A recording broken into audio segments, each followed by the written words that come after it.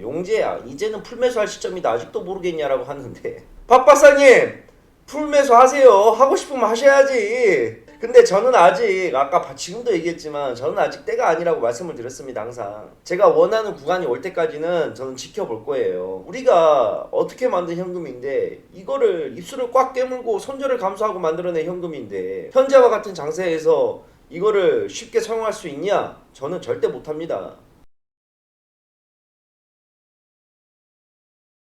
이번 주 월요일 코스피는 10% 가까이 하락했고 현재 많은 분들이 궁금해하시는 건 지금이 기회인가에 대한 의문입니다. 어차피 하락한 이유야 다들 알고 계실 테고 현재 많은 분들은 코로나 때와 현재 장세를 비교해보려고 하시는데요. 그래서 제가 한번 비교해보았습니다. 뭐 악재의 크기 자체를 가늠할 수는 없겠지만 눈으로 확인할 수 있는 데이터들을 꼽아보았으니 오늘 영상 집중해보시길 바랍니다. 자, 근 1년간의 차트를 보면 약 4번의 하락 사이클을 확인할 수가 있습니다. 그림으로만 본다면 사실 이번 하락이 가장 무서워 보이기도 하는데 우리는 여기서 주목할 포인트가 딱 하나가 있어요. 과연 국내 증시를 주무르는 외국인은 이때마다 어떤 전략을 펼쳤을지 우리가 확인을 해봐야겠죠. 저 같은 경우는 이 외국인의 선물 수급 동향을 정말 중요하게 생각합니다.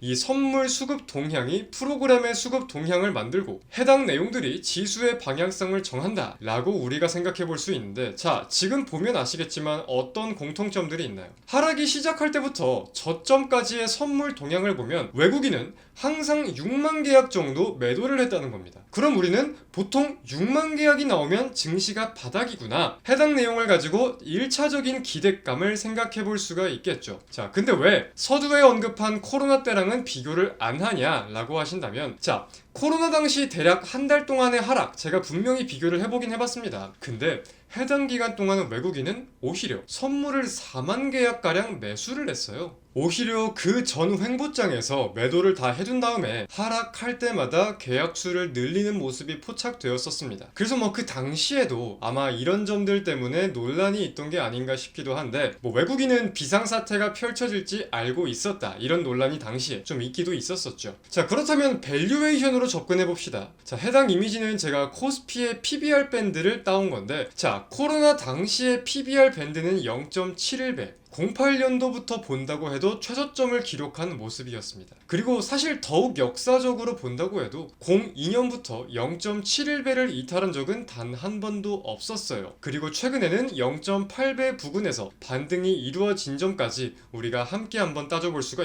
있을 겁니다. 자, 그럼 밸류에이션으로 저점과 지지를 본다고 할 때 우리는 이렇게 정리할 수가 있겠죠. PBR 밴드를 놓고 본다면 아직 저점까지는 많이 남아있구나. 하지만 우리는 1차적으로 0.8배 부근의 자리에서 의미를 부여해 볼 수도 있겠다, 이런 식으로 밸류에이션 밴드를 한번 따져볼 수가 있을 것 같습니다. 자, 다음은 한국의 빅스 지수로 불리는 V코스피입니다. 변동성이나 공포지수라고도 많은 분들이 알고 계시는데, 이제 향후 30일간 변동성에 대한 시장의 기대치를 나타내는 지수이다, 이런 식으로 우리가 사전적인 정의를 내려볼 수가 있을 거예요. 근데 웃긴 게 이 V코스피의 지금 역사적인 차트를 보면은 사실 40을 넘긴 역사가 거의 없습니다. 이거는 무엇을 뜻하죠? 웬만한 악재나 하락장으로는 절대 40을 넘기지 못한다는 거예요. 자, 근데 보시면 아시겠지만 이번에 그 40을 넘겼습니다. 그래서 이번에 40을 넘긴 게 사실 충격이라면 큰 충격이고 우리가 시장을 예민하게 쳐다봐야 하는 이유이기도 한데, 자, 우리가 이렇게 함께 또 생각을 해볼 수가 있어요. 최근 움직임을 보면 사실 실제로 코로나 당시보다 많이 오른 것은 절대 아닙니다. 아직 50을 채 넘기지는 못했었으니까. 근데 여기서 주목할 포인트는 코로나 당시 때보다 상승의 속도는 더욱 빨랐다. 우리는 여기서 충격의 포인트를 한번 감안을 해볼 필요가 있는 겁니다. 이어가지고 확실한 점은 사실 변동성 지수가 급등했다고 해서 무조건 금융위기가 온다 이렇게 말을 할 수는 없겠지만, 반대로 금융위기가 발생할 때마다 변동성 지수는 항상 급등했다는 점은 인지를 해야 합니다. 그래서 이제 최근 급등세를 보였던 만큼 이게 한번 급등을 했으니 다시 바닥까지 이젠 떨어질 것이다, 이렇게 쉽사리 바닥을 예단하는 것은 아직 어리석은 행동이라고 생각할 수가 있는 것이죠. 물론 이런 내용들은 맞아요.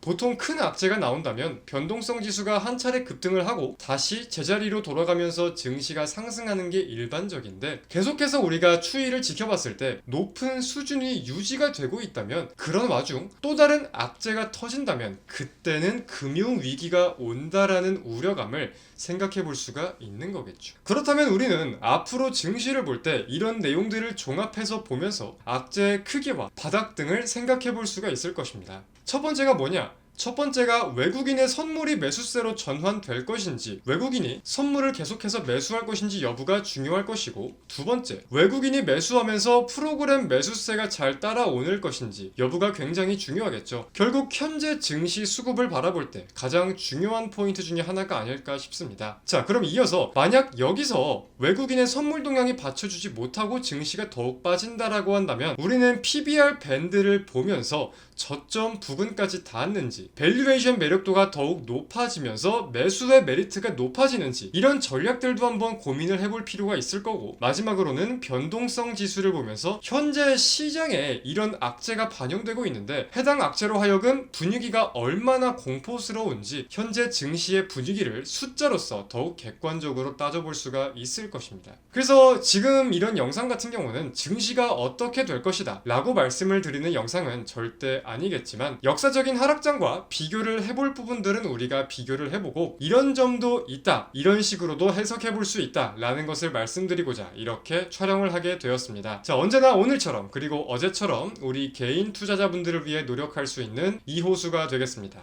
감사합니다.